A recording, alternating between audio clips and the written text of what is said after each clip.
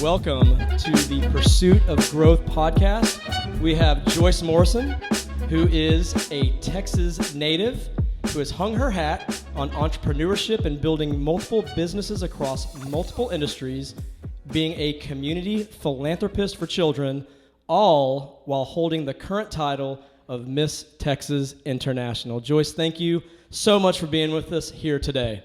Thank you guys for having me. I'm so excited to be here. I remember like a year ago, Greg, when you were like, it was over a year ago, when you were telling me about the idea for this podcast. And I'm so happy that it's actually happening now and that I'm here as one of your first guests. That's right. Absolutely. It only took us over a year to actually get it going. So I totally get it. I totally get it. It takes a long time to start with an idea and then think about the idea and make sure you really want to do it, and then plan for the idea, and then finally make it happen. It takes a long time. Absolutely. One of the whole reasons why we're sitting here today is because of that. Like, we had the spark of an idea, and it's called the Pursuit of Growth, and Greg came up with this whole concept, and he and I have been working on it. So it's funny, like, and that was 3 years ago now that initial spark kind of came up, maybe even close to 4 years, and that's how long it takes, again, from going from zero to at least one.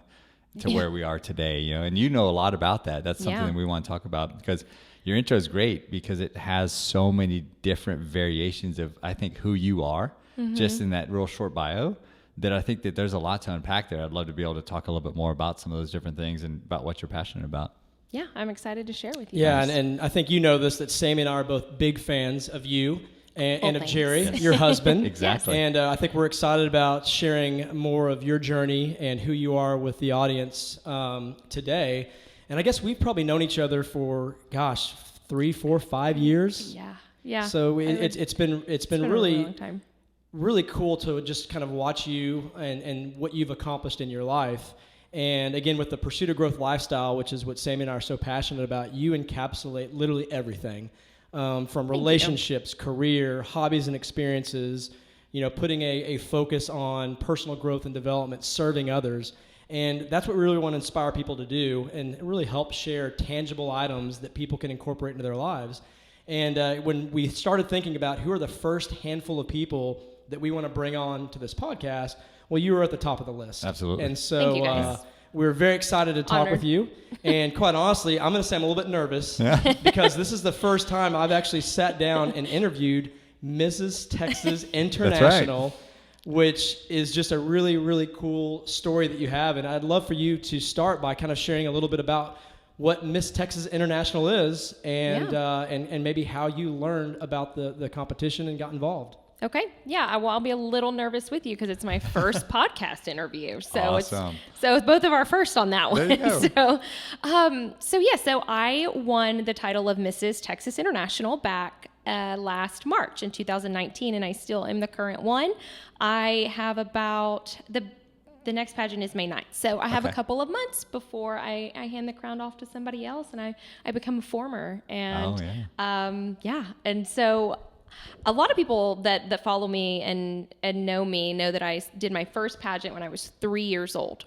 Wow. And my aunt told my mom, "Oh, you should put her in the Little Miss North Texas State Fair and Rodeo pageant." And I was in the same pageant.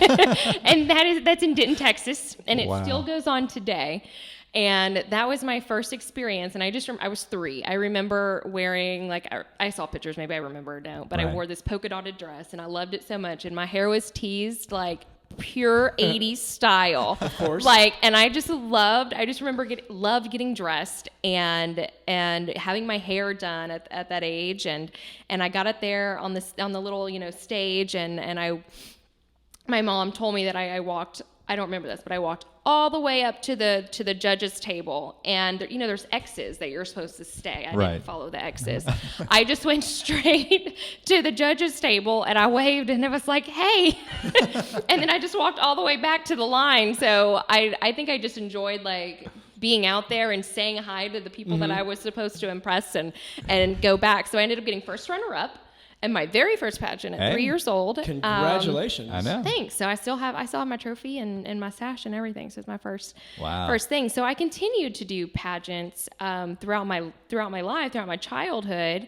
We didn't come from a lot of money, and pageants do require some funds and money and dresses and coaching and everything. So my mom did what she could to put me in pageants and the ones that I wanted to be in. But I think, like looking back on my childhood, and I learned so much from being in pageants and to where I am today. It's a crazy 30-year experience of me looking back on my pageants and what it taught me. And now looking back,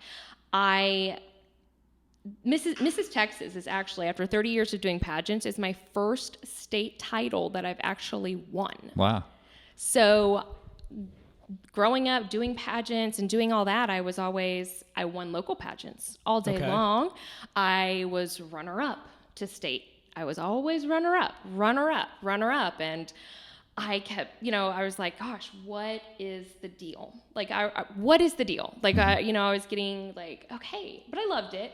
And I was learning things that I think helped in my adulthood. I was constantly in a pageant environment where I was being interviewed by adults at age 7, at age 10, at age 12. And I was having to get on a stage in front of people. Like I did pageants in a mall.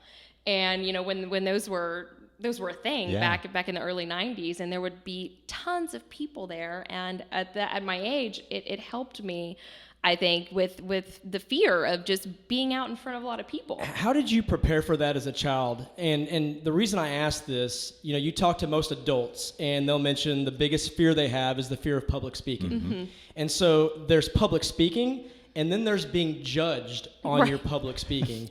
And that takes the fear of public speaking to a exponentially high level. And so here you're exposed to that and actually as a child, to your point, getting up in front of groups of people and judges. Talk about how you were able to do that. Yeah, so I think that I grew up with my single deaf mother, and I had to take on as an early role. I hadn't seen my father since he left when I was 3.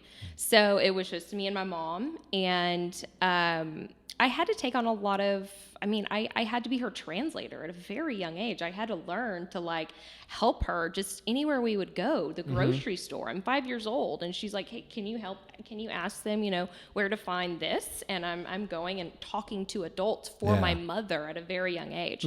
So I think that really helped me to understand, I talk to adults all the time, everywhere I go, because so I talk to them. You're developing that comfortability. I developed it already, and then pageants just helped me kind of get past, get there to a bigger audience. So pageants get a bad rep, especially with the whole toddlers and tiaras things on TV, which is totally not. Which is all reality. Which is all reality, Exactly. which is totally not how it is. I think pageants are actually really good in the right environment.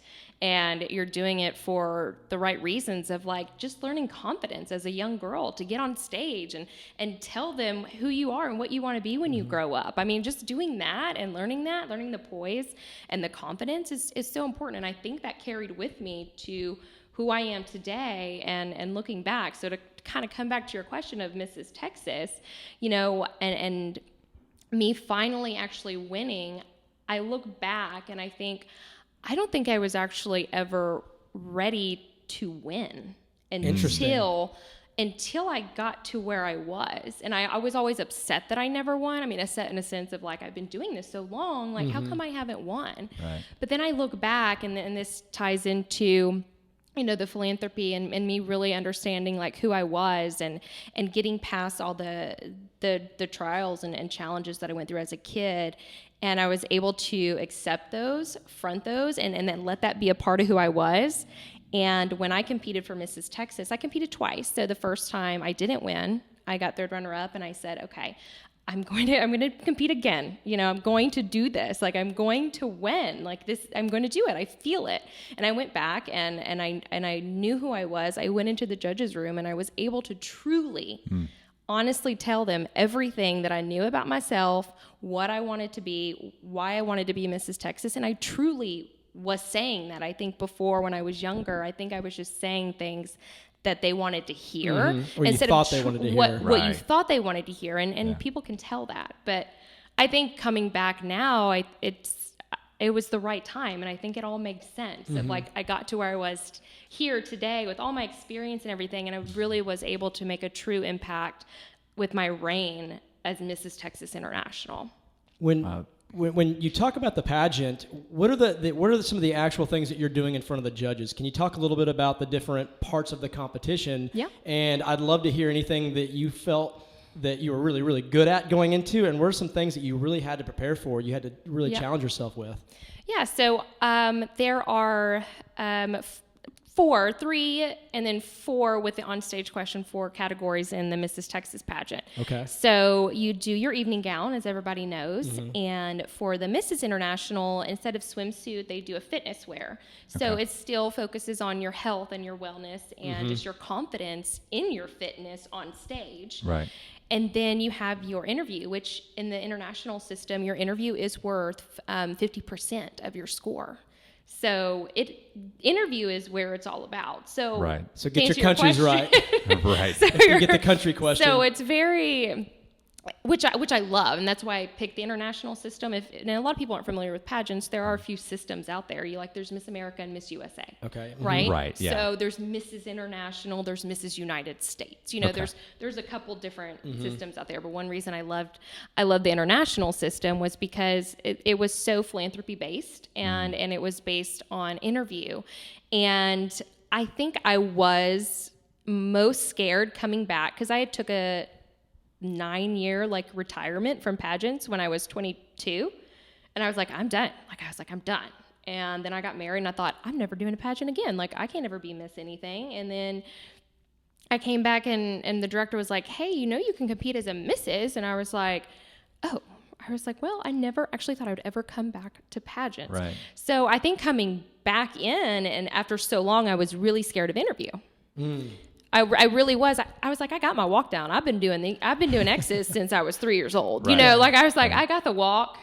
And you're runner-up Miss Denton County. Yeah, Miss 3-year-old North division. Texas State Fair and Rodeo. Thank you. That's correct. So back up. I knew. I was like, I got the walk. I feel good with that. I was scared of interview, and it had been so long, and just in general in our lives, when you're an adult, how many times are you interviewed? I mean, unless you go look for another job. You're not interviewing. You're especially about other things than your career. Right. How many times do people just ask you about all the things in your life and what you want to be? And that's rare that you sit down and can you clarify that for me? Or yes, and really ask you about your opinions on topics and things like that. And if you think about how true that is, how often have you gone to a networking event or a holiday party or just a place with people, and oftentimes one of the first questions is, well, hey, tell me about yourself. Which, watch how people stumble over that question. Hate it. Yeah. Because they're not comfortable. It's too wide of an area, and they're not used to talking about. So it's fascinating to me to listen to other people when they talk, and when that question is asked, my interest really peaks up to hear, how are they going to describe that? Typically, they go right to their job. Yeah. And so I'd love to hear how you continued to, how did you prepare for that? Yeah. And did they give you examples of the questions that they were going to ask you, or maybe categories? How does that work? So I actually hired a coach. Smart. Yeah. I hired a pageant coach, and she specialized in interview, and she was actually a former Mrs. International, 10 years prior.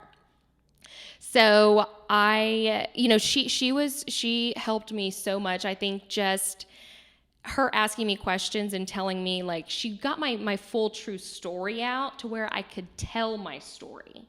So I think that really helped. So I think when you understand, instead of trying to, like you said, when people ask you, so tell me about yourself, and the judges asked us the same thing. She goes, everybody's going to say, hi, my name is this. I'm 32 years old, and I'm from Ponder, Texas. And she's like, don't do that. Find a unique thing to start that way. So she's like, what's something that you really love and that's really unique that could start a conversation of? And it was travel. So I went into the judges' interview, and every time they're like, well, tell me a little about yourself. I said, well, did you know that I've traveled to 20 different countries?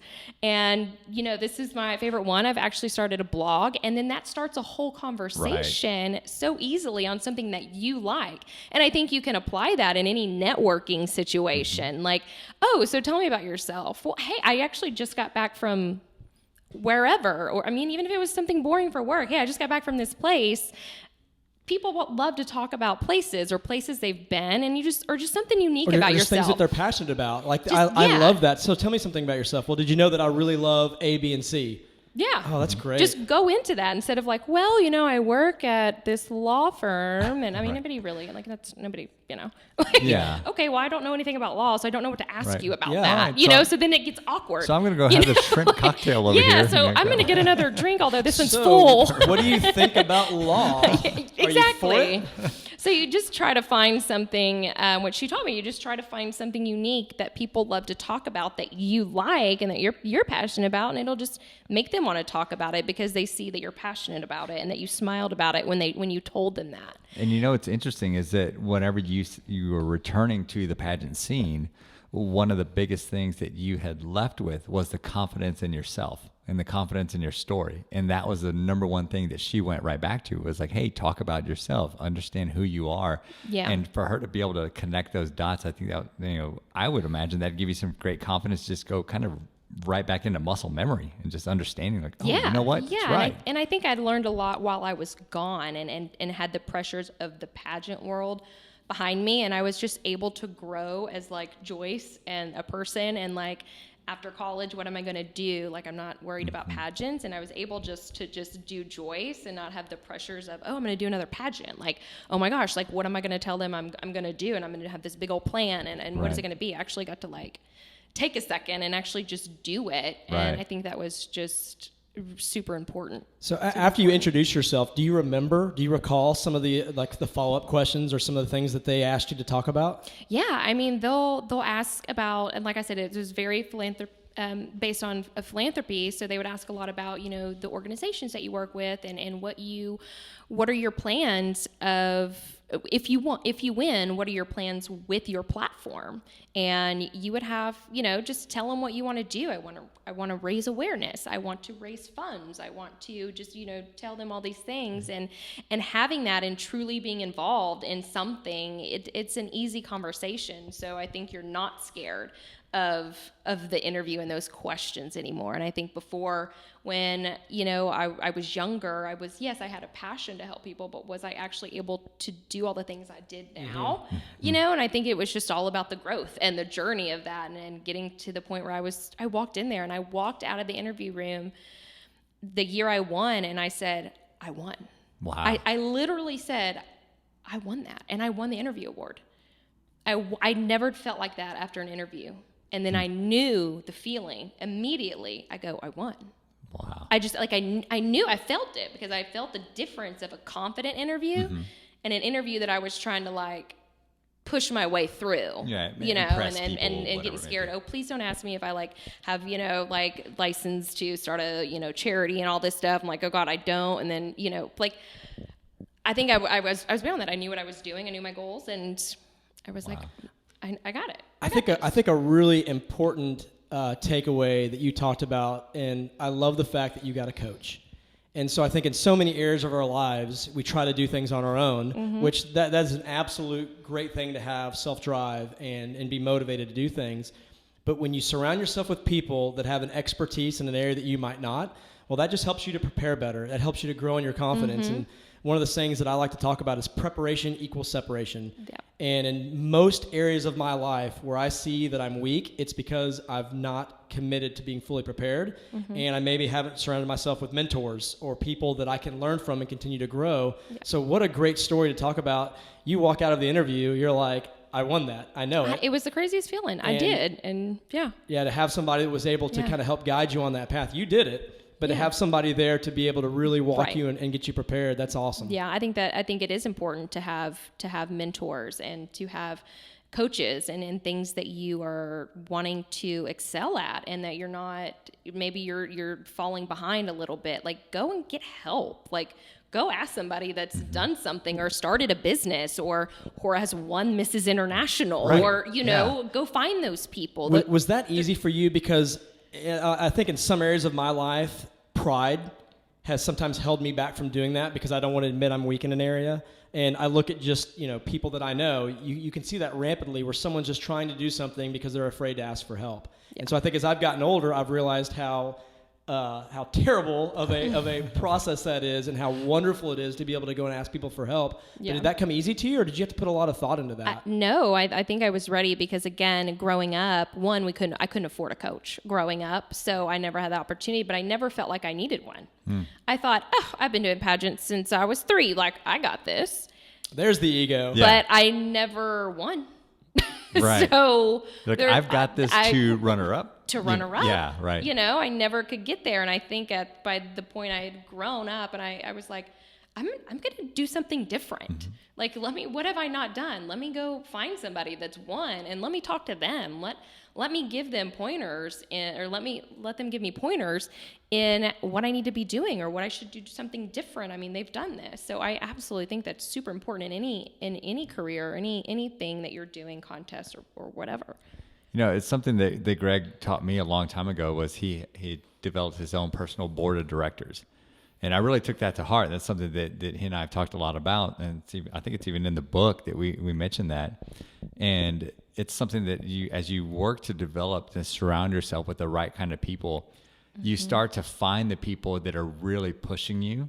And those are the people that I know I've latched on a lot to. And it's like, man, they're helping me grow. They're helping me understand who I am without saying, like, you need to find who you are, that kind of stuff. Exactly. It's more like asking good questions, developing you along the way, because they've been there. And I laugh because I've heard so many people say, like, well, they've got it all figured out, or so-and-so is successful because they figured it all out. I know I don't have anything figured out. I'm just kind of figuring out as we go along, right? We all still are. Yeah, right. And that's what actually helped me out a lot whenever I'm going through some challenges that I'm having, like be it work or professional, whatever it may be. But I've sat back and you'll see someone on TV, you're like, they don't know what they're doing. They're figuring it out too. Now they may have prepared and now they're ready for this, but they didn't know what they were doing at that point in time. So I love the fact that you were able to ask and reach out for help. And I think that's a valuable tip that people can take away, is like, don't be afraid to ask for help. Yeah, I think a lot of people get intimidated by people that do better, or they're more well off than them, and they're doing better. They feel competition because this person succeeded in the industry and they haven't, and they're still trying to figure out how to succeed, so they're intimidated or they're jealous of that person. Like, go over there and figure out how they did it, right, and put your own twist on it, and however you get as much information as you can. When I got into sales and doing medical stuff, I started talking to everybody because I was like, I don't know if this person's a doctor or a surgeon or a nurse, or if they are, I'm going to talk to them and figure out if they know a doctor, if they know a nurse, if they know a hospital director. And I started, it made me want to talk to everybody. So I think you got to get away from the fear of just or the competition, I think, almost you feel with somebody you feel is more successful. Yeah, I think competition is a really interesting thing to study, because on one hand, it drives us, it motivates us, it helps to sharpen us.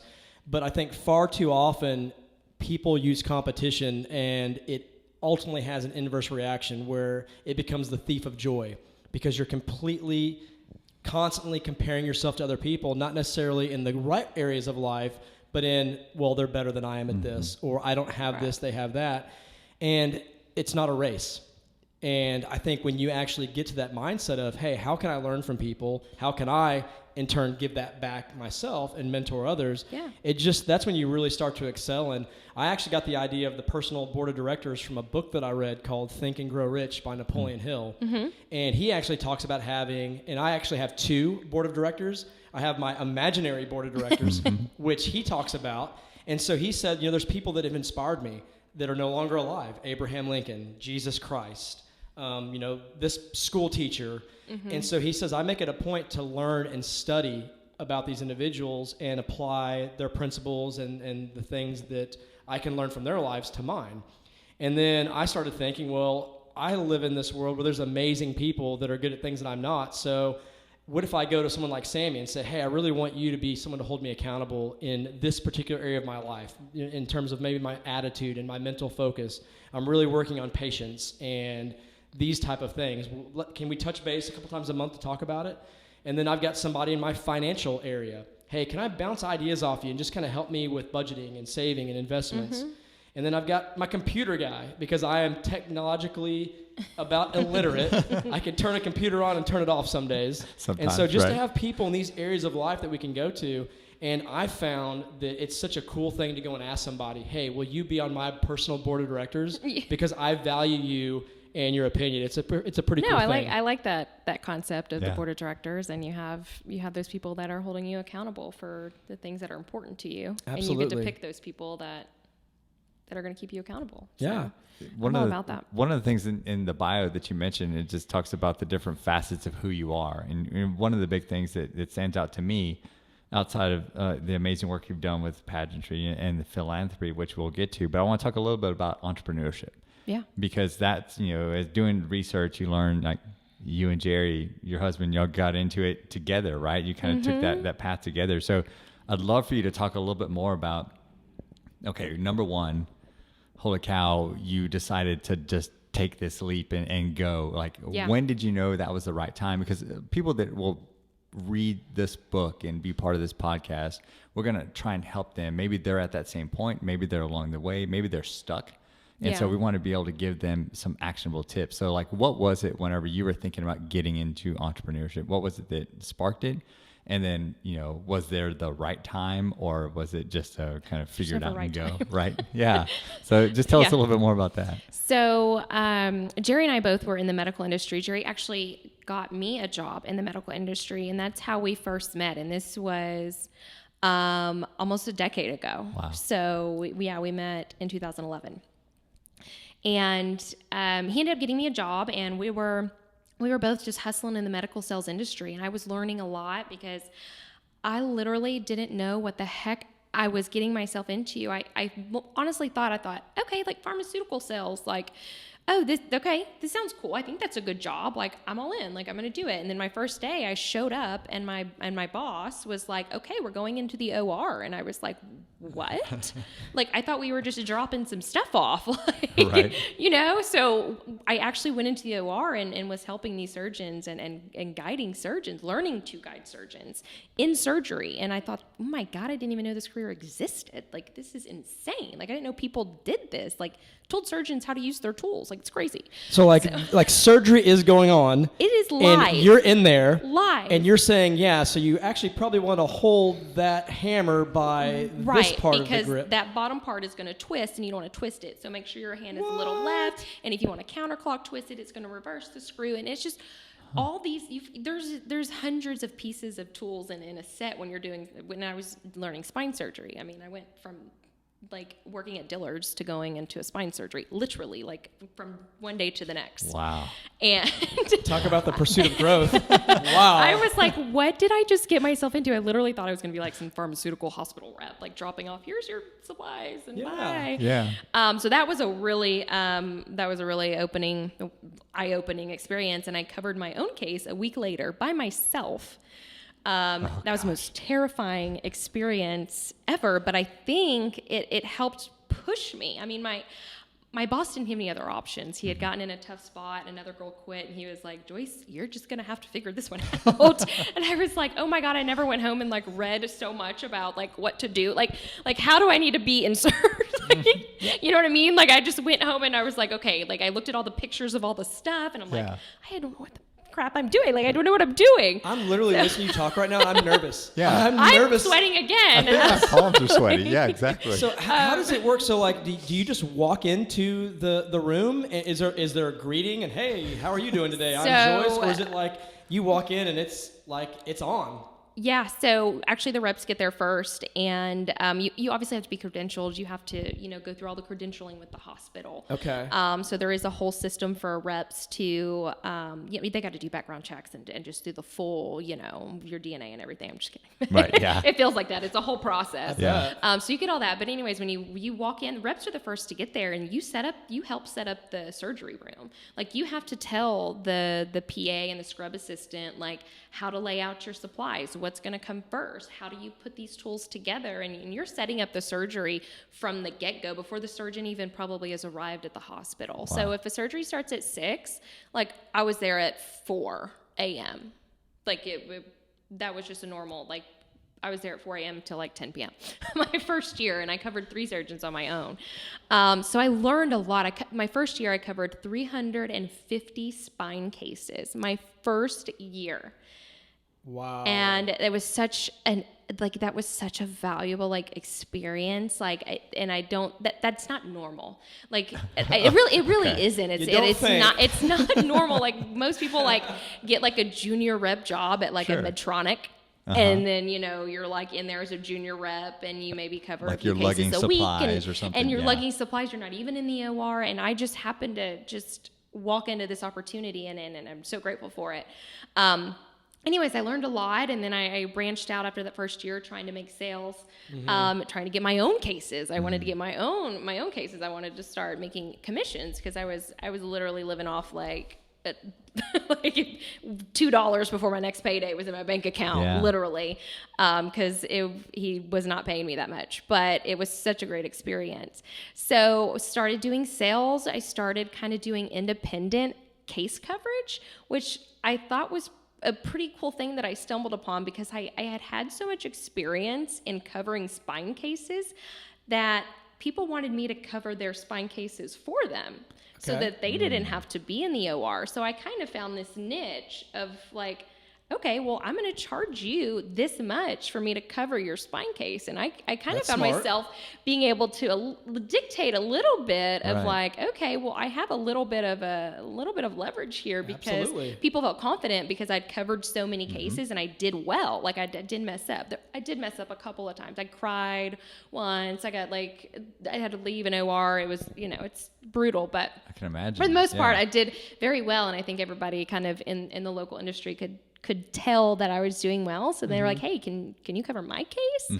So I kind of found this little niche of okay, I'm covering cases now. Wow. And aside, kind of pushed it aside from selling in the medical industry. It was really hard to be a female in the medical device industry, the medical device sales industry. It is about 95% male dominated. Huh.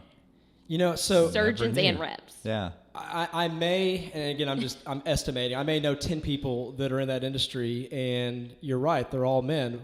Why do you think that's the case? Why is, I don't know. I mean, why, how is that so? I feel like there is this, there is just this good old boy type of club in the medical industry and the medical device sales. I guarantee, I know, I would say 50 to 60% of the reps that are in the medical industry are old sports players, old college sports players. And I always thought that was really interesting. Everybody was always like, well, I used to play college this and I used to play college this. And I always thought, what is going on here? But yeah, no, I really did. I struggled a little bit being a female and being so young because at that time I was 23 and I'm trying to sell stuff to a neurosurgeon. Right. Okay, they're like, okay, little chick, I don't know what you're you don't know what you're doing.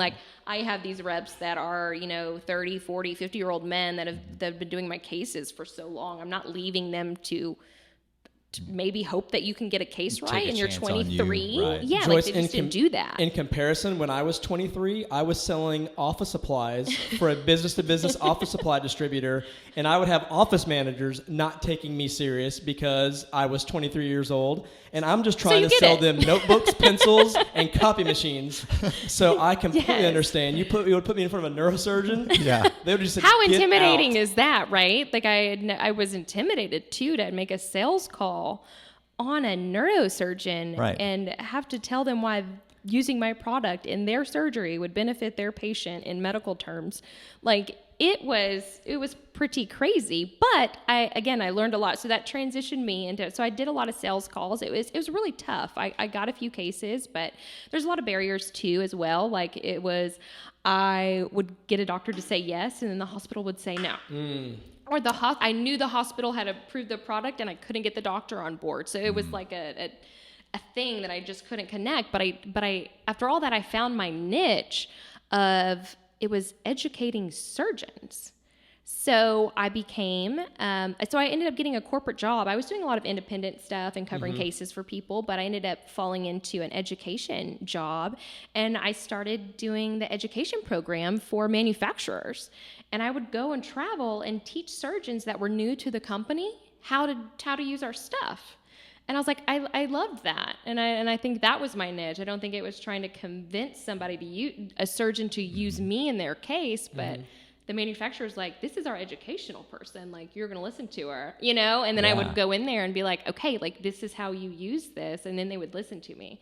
And I think I found my niche in the industry that way. Well, it's the value add that you had, you know, understanding how to benefit them. And it's always value-based and it's benefit-based. So you're helping them along the way.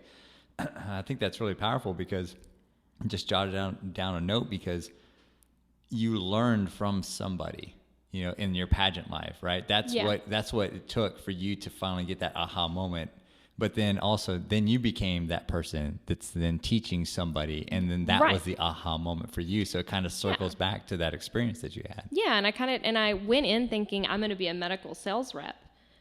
I ended up being a medical sales education, you know, a regional like education specialist for spine products and teaching neurosurgeons and cadaver labs. And so that leads to come back to when we decided to start our business. So my husband was also, at that time, we were just boyfriend, girlfriend, and he was working at a manufacturer as well. So we had both decided, I think 4 or 5 years in, we were going to get corporate jobs and kind of see how that was, because we were working that independent life, and that's a roller coaster, you know? So we were like, okay, we were both offered great jobs, and we were like, let's take it, you know? And we did those jobs for a couple years, and I loved it. And I was like, all right, I got like car allowance. I don't want to go to the office. I'm traveling. Like, I had accounts out in Napa. I was like, all right, you know? So we loved it. And then I remember, I think we were sitting at what is that, like that restaurant on Greenville that's like super healthy, that's like the keto place? HG Supply? Yes, so we were sitting at HG Supply. Great place. And he looked at me and he said, I think I'm gonna quit. And I was like, okay. Or you're like mid-bite. You're like, yeah. I'm like, oh, okay. And he's like, I'm gonna quit. He's like, I'm just gonna start. I just want to start my own thing. And I was like, okay, that's really scary. I was like, I mean, what are you gonna do? Like, what are you gonna sell? Like, who are you gonna sell to? Yeah. How? And he's like, he goes, I think you should quit too. And I'm like, so you think both of us should quit at the same time, put all of our eggs in starting our own medical, you know, device distributorship? And he's like, yeah. Wow. And I'm like, oh, okay, I gotta digest that for a second. And then, like, he literally quit. Like, he just quit. You're like, bartender, drink. Like, he literally quit, like, that next day. Really? He was like, I quit. But when that happened, he was... It's crazy how things work, and if he never would have quit, would this actually have happened? And he shocked the people that he was working with and his boss, and they were like, "What a second! Like, why are you leaving?" What happened? And they offered him a distributorship exclusivity with their product, which turned out being such a like who would have like known that would have happened? Yeah. So I was like, wow, that's incredible. But I was also like, we still have to sell the product. Like, right. We still have to form a company. Yeah, we still have to form a company and then like find an office and put this product somewhere and then sell it. So it took me another like 4 weeks to really like decide that I was like, okay, like I'm on board with you and like we're gonna do this together and I'm gonna help. And like we both were like, okay, all right, let's do this. And we took on, so we took on the product from his old company, and we didn't sleep. We didn't sleep for like 3 months, and I was learning how to do QuickBooks. I literally took accounting 3 times in college, literally. And like I failed twice and finally passed with a C the third time. That's 3 more times than I've ever taken accounting. So I was like, failed an open book accounting test. And I'm not exaggerating. And I'm like, now we're running a business. Like I'm starting QuickBooks. I was like, I made contracts. Like Yeah. I was like, okay, well, if we get a rep on board that wants to sell our product, they have to have a contract. So I'm like putting contracts together, and I'm learning like how to FDA license our business. And I'm like, I'm doing all this while he's out knocking on doors, right? And he's like, I'm gonna go sell something. Right. And I was like, that's a good idea. And I'm gonna just try to organize like I'm going to create this business. Yeah, You I'm just gonna go out and sell it. I'm gonna organize things so that like we're like compliant, you Right, know, yeah. with the FDA and everything. So I literally just Googled and I just would ask people that I worked with before, hey, like, did you guys put this in your contract? Or I would look at previous contracts that I had as an independent contractor, and I would just use all those resources to put into our business and everything that I had learned. And he would be like 2 weeks in, he'd be like, so how many products did we sell? And I'd be like, 2. and we're like, we still have like 4,000 more to go. And he was like, oh crap, okay. And Like, I'll be right back, right? Right, I'll be right back. And Yeah. I was still trying to, you know, just get the business from, you know, an organized structural standpoint up and going. So yeah, I mean, that took us a while. So we were literally, and we were shipping in frozen product, which is cryopreserved. And it would take us days because it was so much product that we would have to scan them, unfrost it, scan them, put them in the freezer.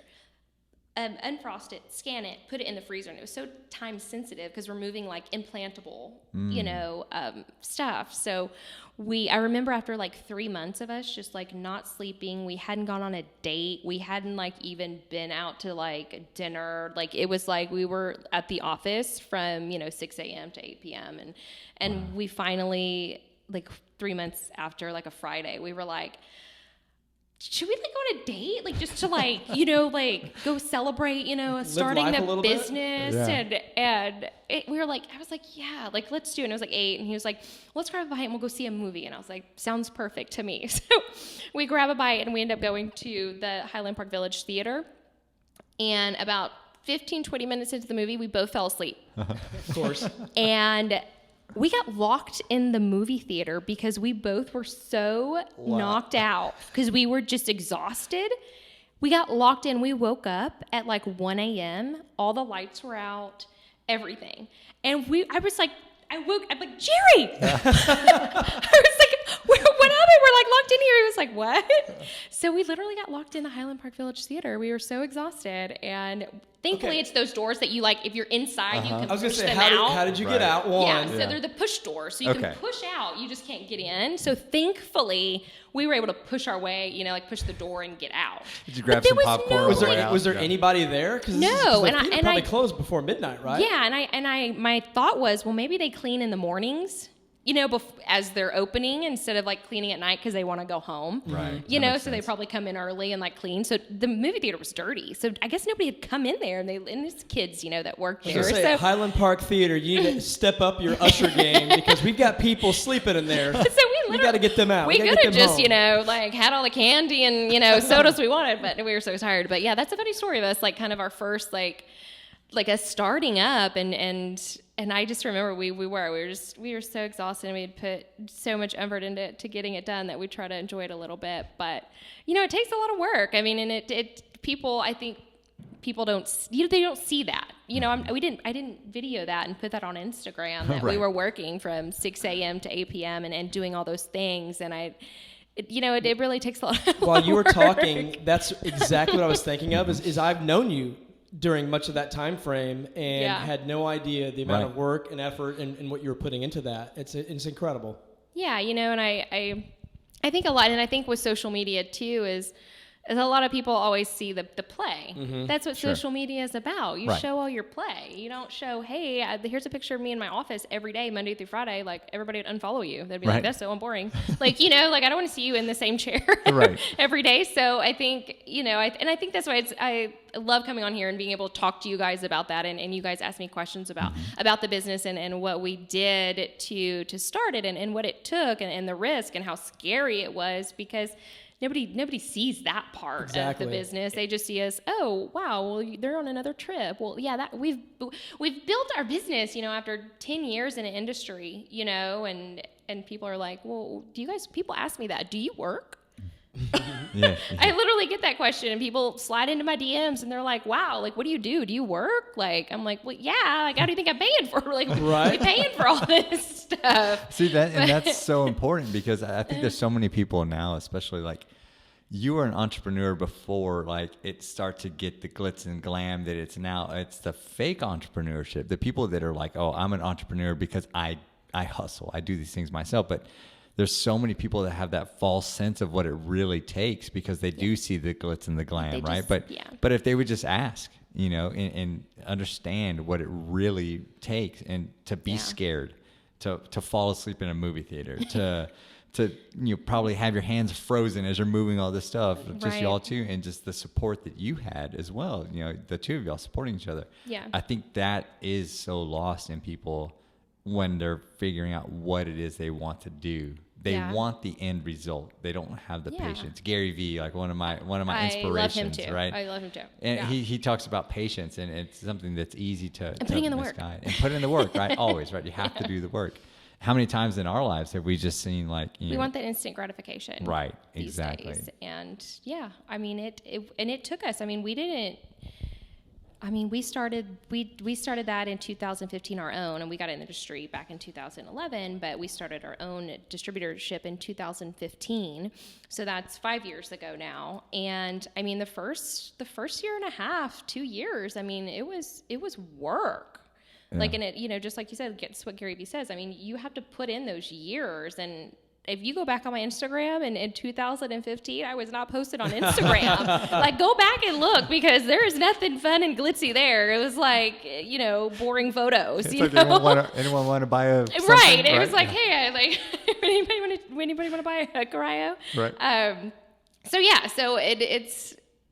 it's been a cool journey, especially to experience it with my husband, and he was a mentor to me, like, in the industry. He got me in the industry, and he taught me a lot about, just sales and his ambition, and that inspired me. So I mean, I tell him all the time, like, you are my mentor. Like, you inspired me to, like, work hard in this industry. And people always ask, like, what is it like working with your husband? How do you guys do that? I think we just have our different roles in our company. Yeah. Like, we don't sit in the same office and look at each other all day. Like, he's out having meetings growing the business. I'm here. I'm managing the local business here in Texas or in Dallas, and I'm managing the employees and contracts and just all that day-to-day stuff. And he's out, knocking on doors and talking to doctors. So, I'm happy now that I have reps that can go and do the OR stuff now for me, because I think that's where I got all my gray hairs, honestly. Like, I'm pretty sure it was from I didn't sleep the nights that I had surgery, because I had missed a surgery once, and because I slept in. Yeah. And the wrath of that was like something I would never want to experience again. So I stopped sleeping. Oh, wow. Before surgeries, because I didn't want to not wake up, or my alarm not to go off. And then I started questioning everything that I did. Did I prep it right? Did I do this? And I literally would not sleep surgery nights.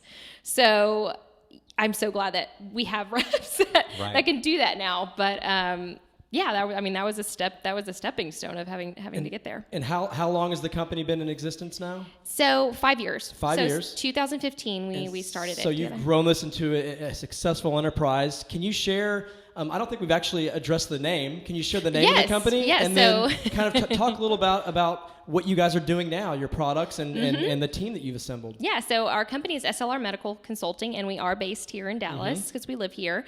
But we have a business all over the nation. And what we do is we distribute spinal implants, orthopedic implants, and amniotic tissue and biologix. And earlier when you were talking about freezing items, those are the items that you mentioned. That's the amnion, that's the tissue. That's like fascinating. When people have to get like I'm having an ACL surgery, right? And I'm going to ask for an allograft, which is like a cadaver tendon, because I don't want them to tear into my patella tendon just to injure me more. So we sell those products that go into patients. So do you bring a little cooler with your own? It's funny. I think a lot of patients, 99, percent of patients that go into a surgeon's office don't know the industry. Right. So they don't know what to ask. They just don't know. Oh, do you know to ask where your products that they're putting in you are made? Nope. I mean, I do now. Exactly. Or, where do you, Call what are you Joyce. putting in my body? Yeah. Like, are you using an implant? Are you using an allograft? What company do you use? Like, I ask those questions because I know, and I think that's just, education and people just don't know. They just, do you trust your surgeon, right? Exactly. Yeah. You trust him. Yeah. They're just going to put the right thing in there and in the right way, fix you right? up. So And we we've all sell all seen those those. products. We've all seen those stories or maybe the pictures where like someone writes like not this leg on Yeah. that kind of stuff. Like that's some. They still do. They still mark it. I mean, in okay. surgery, you mark one leg. Just be sure.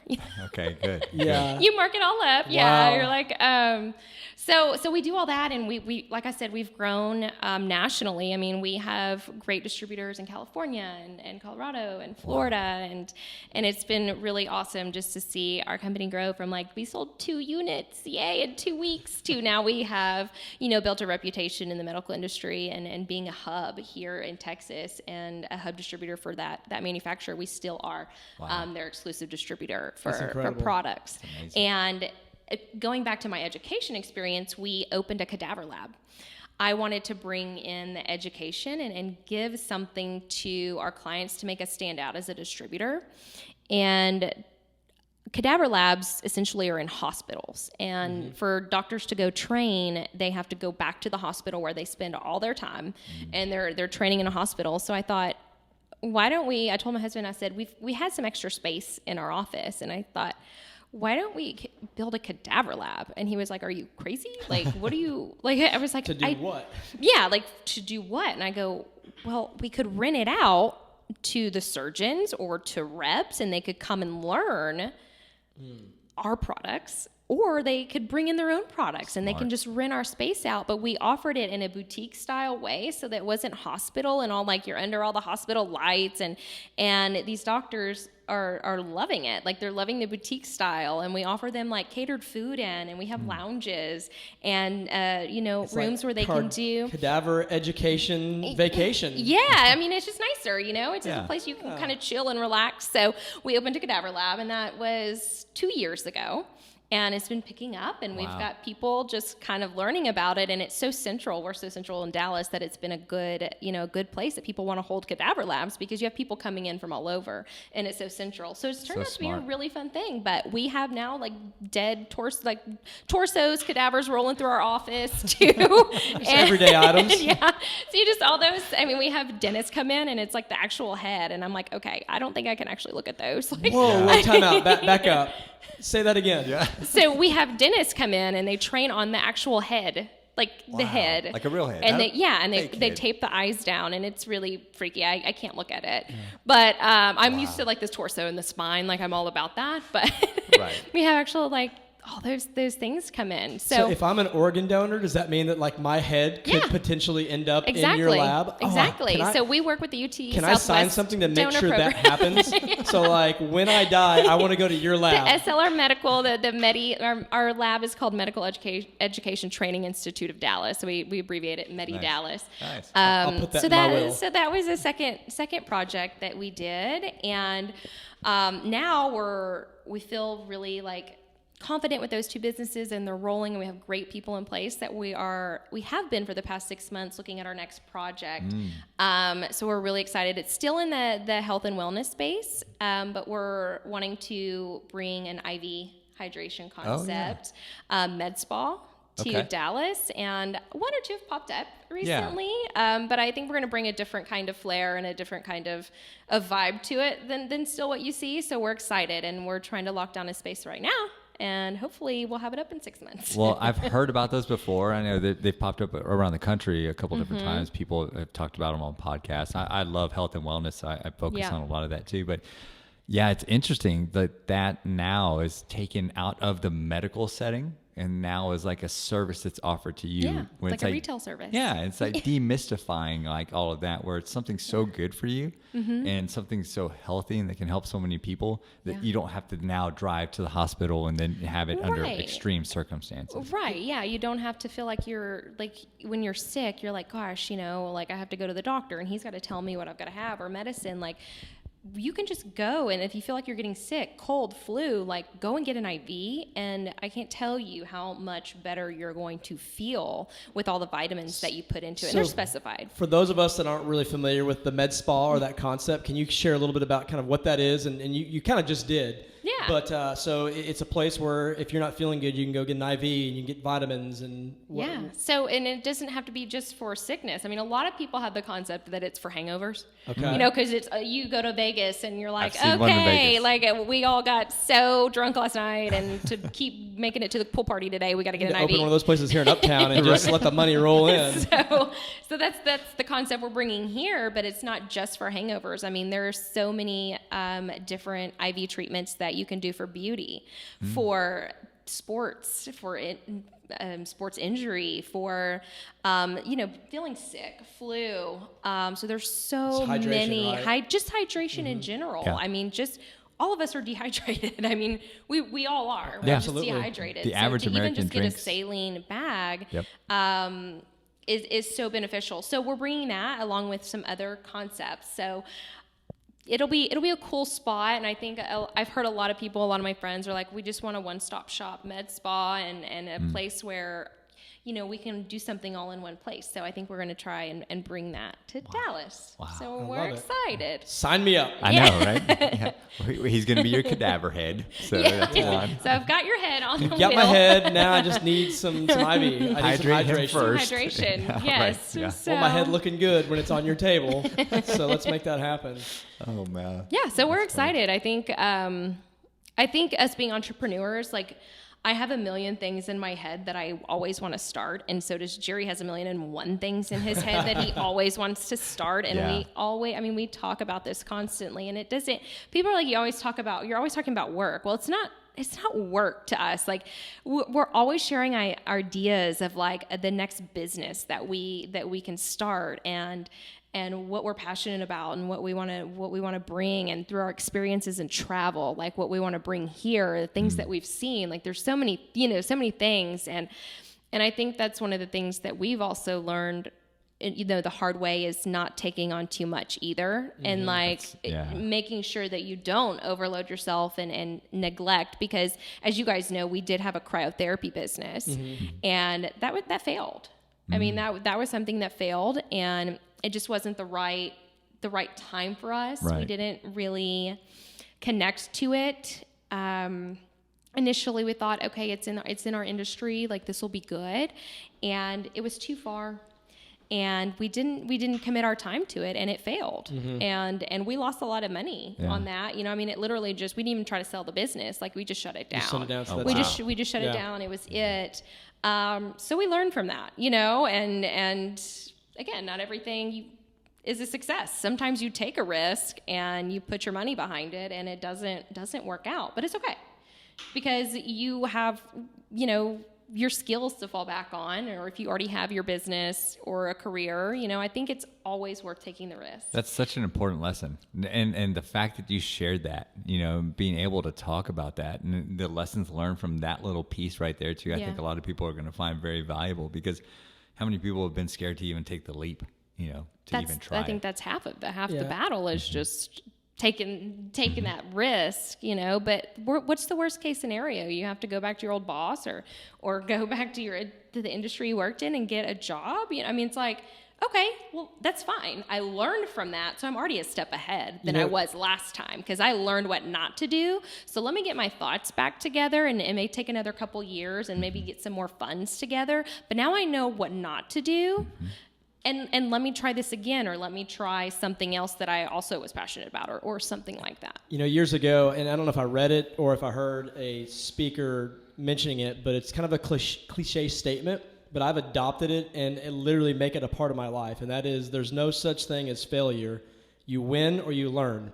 Yeah. And he went on to say that actually failure, there is such thing as failure, but it's an absolute tool that helps you as you continue to grow in your life. Because if you're not failing, you're really not trying. And there's this stigma against, well, if I fail, how are people going to look at me? Right. Again, going back to that conversation about comparison, right? Right. I don't want to look weak. I don't want to look weak, or I look like, wow, you did this and you lost all your money. Now you had to go crawling back to your job. No, there's always going to be a bridge if you have the right attitude and the right work ethic. Yeah. Now, there'll be times where there's a time constraint or some things may take longer than others. But if you truly have that mindset of that failure is not eternal, it's just that necessary step along to where you want to go. And I think that's where you really see people take off. Yeah. Yeah. You just can't be scared. I mean, you just got to go for it, because otherwise you're going to be sitting there the rest of your life, if you never took that risk, asking yourself, what if I would have done that? Like, what if I would have done that? Would I still be sitting here in this office that I hate? Or, just do it and then you'll know. Absolutely. And then you'll know. You'll know what you're made of. You'll know what you did, what the effort you put to it. And then if you're back sitting in that office, at least you know you tried. Right. And if you want to try again, go for it. And if not, you'd be like, maybe that wasn't smart for me to do. Maybe it just wasn't for me. Right. Maybe I am not that person, but now I know. And I have no regrets moving forward. Mm-hmm. Right. Love it. That's powerful. Yeah. Well, another item that I wanted to touch base with you about, Joyce, is something that I know you've been passionate about before you were Miss Texas International, before you've had success with your businesses, and that's philanthropy, and that's service, and that's really giving back to the community. And you personally have found children's causes to be something that's near and dear to you. I'd love for you to explain a little bit about maybe your desire to give back and how you've been able to amplify that through Miss Texas International, and just some of the things that you've been able to utilize with your work ethic, your commitment, and your engagement in our community. Yeah. So I've always had the passion to want to help people. I mean, like I said, I grew up helping my mother, who was impaired, and I grew up seeing how hard it was for her. I mean, in a social sense of people maybe laughing at her or not including her because she can't hear and people don't know sign language, and how many times she felt left out. And I just saw that and having to help her. I think that kind of stayed with me, and I wanted to continue to help somebody after I left my mom and went on to college, and I think it took me some time too, because I had to truly find out, I had to come to terms with why I felt like I wanted to help children, and why I wanted to help children that had been through poverty and through traumatic experiences.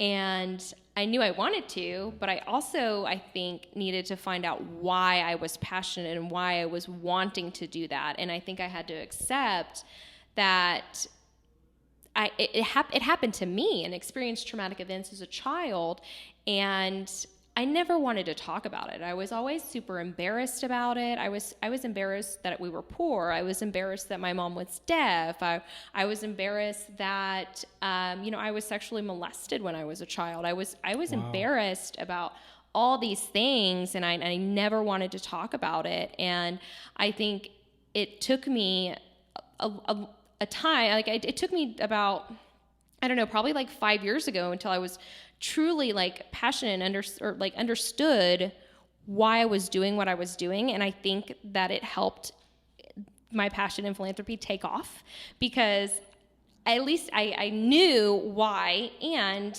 I could process it and then also put it behind me and then fuel it into helping other children that may experience that too. But before, I think I was denying it. So I think that held me back from truly understanding my passion. And after I met you guys. I was introduced to Vogel Alcove, I think 8 years ago or so through Crystal. You remember Crystal? Crystal Morgan. That was such a long time ago. Absolutely. So shout out to Crystal. Hey, yeah, Crystal. Exactly. And I knew I always had this passion and connection with Vogel Alcove, and I wanted to be a part of it. And with pageantry, I think it helped me, have a purpose, and to realize that I did have a purpose, And I feel like I'm kind of rambling right now, but No, this is great. Keep going. feel like I have a purpose. So I think experiencing and learning your true story and accepting it and being okay with where you came from is important in finding out why and what you want to do in the philanthropy world. Like, do I just think you have to have a real, like, a connection to why you're helping people and why that and why you want to. Because there's so many people that we found, I mean, in our line of work that we do outside of just podcasting and all that stuff, but you hear people say, I just want to help other people. I want to give back. I want to do something, but they don't know where to start, Yeah. So, and some people, may not want to work around children. Some people love animals, so then they just want to do stuff with animals. But I think it does go back to the kind of the person and personality that you have and the who you've been built up as a person throughout your whole life. Yeah, that then you can start to see it. Yeah, so, I think there's a connection to that, and I think you should realize that, because I think a lot of people come to me like, how can I help? Like, how do I get in with an organization? And I'm just like, well, what are you passionate about? Like, what do you? I mean, nobody's had a perfect life. Like, there's always something there that you've experienced, or you've had trials or tribulations with growing up, or with family, or even medical issues, or anything like that. There's got to be, I think there's a connection, and I think people need to just know that about themselves. And I think sometimes people I was embarrassed to be like, oh, I don't want to admit that I went through that, and that's why I want to help these children. So I kind of keep a distance a little bit, and then I think I was able to just get over that. And now I'm like, okay. I think you bring up a really, really important discussion around why. And I think that's where, in so many areas of our life, that's one of the most critical first steps, is the why, the desire. And I think in terms of Sammy and I, we work for a charity. And I can't tell you how many people will come up to us and say, I want to help, count me in, because they hear about our mission. We work with homeless children and homeless families, and they want to help, but they don't have their why defined. And more often than not, you'll see that engagement trickle away. And it's not because they're bad people or they didn't want to help, but the reality is they didn't have the why, and the why leads to the impact. And when you really look at people that have made a lifelong commitment to giving back, volunteerism, philanthropy, however you want to define it, it's people that realize that their actions are generating impact. And they're able to get that impact because they've got the strong enough why to put in the effort and to put in the time or whatever's necessary to make it happen. And I think that's a really, really good point. I like how you talk about, you took the time to sit down and actually think through and process and understand what is the why it's important to you. And that really, I think, has led you up to your point to really being able to not only be engaged in these different organizations you work with, but you're actually making a legitimate difference. That's very cool. Thank you. Now, I couldn't remember this for a fact, and I was talking to Greg about this too, but so I think I met you while you were volunteering at Vogel Alcove. We did a service project on Martin Luther King Jr. Day, I believe. We were mulching, right? Mulching. So one of the things, okay, I'm glad this was you, because I was telling Greg about this earlier. We were afraid you're going to be like, that wasn't me, Sam. I did not Great mulch. story. No. I did not mulch. So I'll never forget, one of the biggest things that we had to do, and this is a whole playground setting, and we had to put down new mulch. And there's big just dump truck full of it that we had to move, and it was hard work. I mean, and we had 100 people. Had 100 people, and also it was an unusually warm January day, here in Dallas. And the fact of the matter was, this had to get done. This wasn't like we were saving the organization a lot of money by doing this and recruiting people, and people came out on their day off to provide service. But I'll never forget that, Greg and I had to kind of rally some people. We're off to the corner. We're like, okay, how are we going to get these people motivated? What are we going to do? We kind of thought through all that. And, we got the day started, and people kind of waned a little bit and stuff. But I'll never forget looking over, and I saw you, and you were off in the kind of the distance, but you were just working. You were doing it yourself. You had a wheelbarrow, and you were shoveling and raking and shoveling and raking, and you were just doing it. And I walked up to you, and I just struck up a conversation with you, right? I was make sure you're okay, right? It's okay. And did we say that we were mulching a playground? Did somebody hurt your feelings? It was a huge playscape. It was huge, And I'm talking mulch 20 feet high Yeah. by Multiple 50 feet loads. Hard wide. work. It was Manual ridiculous. labor. Yes. And I'll never forget, I went to, and like, we just kind of struck up a conversation. Yeah. The details of the conversation don't matter, but the fact is, like, even now learning more about you, it's like you put that effort in. Like, you were there to do a job. You were there to help. You were there to really give back, and you were moving. I was focused. Yeah. So I'll never forget that, and that's always stuck with me. It's like, and that's why, that's like, nice even though. like Thank you for sharing that. the entrepreneurship road and all that, like your ability to figure it out. You know, it all ties together. At least for me, in this big bow of like, that's Joyce. That's you. You figure out as you go along. If not, you're going to work really hard to figure it out as you go along too. That's I wanted to share that because it's always been something that we talked about, like, as part of that community that we had with Flight. Yeah. I think, like I said, I didn't come from any type of means. I honestly didn't know, like, I thought I was going to work in like I said, like Dillard's and just be like a retail person. And I didn't know like what I was going to do. And I didn't have anybody I didn't have a mentor when I was little. Like I didn't have anybody in my family telling me like about careers and growing up and finances, and I had to learn that all on my own. Like, and I always ask my husband, I'm like, I honestly don't know like how I ended up here. Like, I'm like, I should be living in Ponder, pregnant with, and with my fourth child, because that is the stereotype of the town I'm from, and in just small towns. And I'm from a small town. I know what you're talking about. I still pinch myself, that I was able to get out of that and actually just find a way to make a career and to make a business. And like I said, I literally always still ask my husband, I'm like, how did I get out of Ponder? I'm like, how me? Like, of all people, like, did I get out of Ponder and like do something? So wow. Yeah, I'm excited. I'm actually going to go back to Ponder and speak to the kids. So I'm excited about that. But it's kind of like come full circle, almost like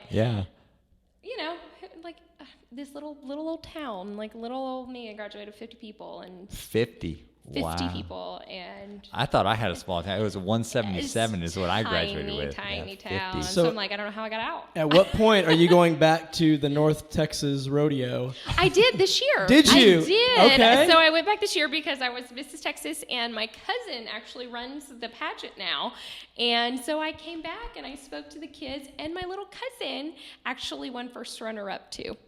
You're like, hey. So I was like, you're on to big things, Big girlfriend. things. Just keep walking up to the judges and letting them know you mean business and they know who you are. Yeah, so that was a cool experience too. And it just kind of, I just feel so like winning this title now, I almost feel like a full circle of my pageant journey has kind of come full circle, and almost like a chapter has like closed. Like I just feel so like I succeeded, and the content of what I've done and how it finally took me 30 years, but I did it. And I could never just feel better about that. Like I feel so good. I'm so excited for, what's next, but yeah, I'm so happy that's coming to an end. I just feel so satisfied and happy. And maybe that's a good way to kind of start to wrap this up a little bit, so we don't talk to you all night long. Like we got to save something. Which for the isn't next it apparent that like I could sit here and probably talk to you for another 2 hours? Oh yeah, I know. Easy. I feel like it's been like 20 minutes. Exactly. Like we've had plenty of time. Yeah, we've been doing this for an hour and 15 minutes, and like I've had jaw-dropping moments. No one can see us right now, but like just hearing your story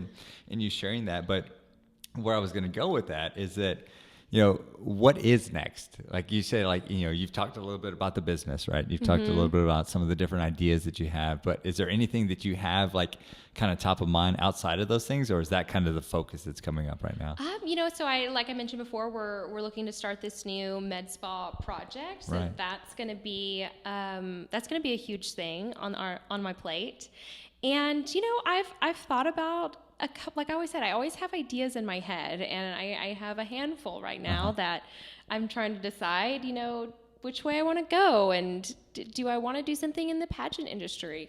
Do I want to start a crime podcast because I'm a crime junkie and I'm obsessed? We have microphones. Or, you know, do I want to stay in the medical industry and grow the med spa? So I think, and also, do I want to start a family soon? Yes. The question is yes. So I don't know when I'm going to fit all that time into my plate, but all those things are options of something that's next. You know what I love about that answer, and this is somebody who's very goal oriented, and I mean I base my life on short, medium, and long term goals, but I also feel like some of the worst advice that I got growing up from our culture was, what are you going to be doing in 5 years? What are you going to be doing in 10 years? You're supposed to know that. Mm-hmm. And fortunately, I've learned that wisdom does not apply to me, and I think that's what makes life exciting. Sure, we want to have things that we want to do. We want to have targets. We want to have things we're going after. But sometimes that's the fun of life, of being able to pivot, come up with ideas, and let's just see where life takes you. Let's follow our passions. Right. I love it. Yeah. See where those risk taking I love it. Well, goes. I have to share a couple takeaways that I have from our conversation. Okay. And I probably could talk for another 45 minutes and just repeat everything you said, because there was so many. But I did jot down just a couple things that I wanted to recap for the audience that I think really made an impact on me. One, I loved our conversation about tell me about yourself, and your answer about, did you know this about me, or something that I'm passionate about, and really taking a step away from the typical, well, I work for so-and-so law firm and this and this and this and that. But think about ways to describe yourself to people, because we're all going to be asked that question numerous times in our lives. The rest of our lives. Yeah. I love the fact that when we talked about the pageants and the area that you were most challenged with the interview, so you got a coach and you won, you became top, you were number one in the interview of the pageant and ended up becoming Miss Texas International. Just absolutely love that. I love when you talked about the why behind service and passion. And I think we can define that in all the areas of our life that are important to us. It's a really, really big step. And while we didn't talk about this specifically, it was a theme throughout the entire podcast. If you look at the success that you've had, and the success, not that you're you Miss Texas International, not the success that you have a successful business, but you've loved this journey that you've been on. You've been enjoying life through this process, the ups and downs and the trials. But a common item that I've seen along the whole path was sacrifice. And I think when we look to say, okay, well, we want to do something special in our lives, you want to start a business, you sacrificed a lot of things, whether it was dates with your husband, probably trips that you could have gone on, just interactions with friends and family, important things. But you chose to make sacrifices for something that was a little bit bigger for that time of your life. And I think for other people that are looking to grow businesses or looking to make change in their life, you have to define things, sometimes very good things that are important, that you're willing to sacrifice, either for the long haul or even for a short season.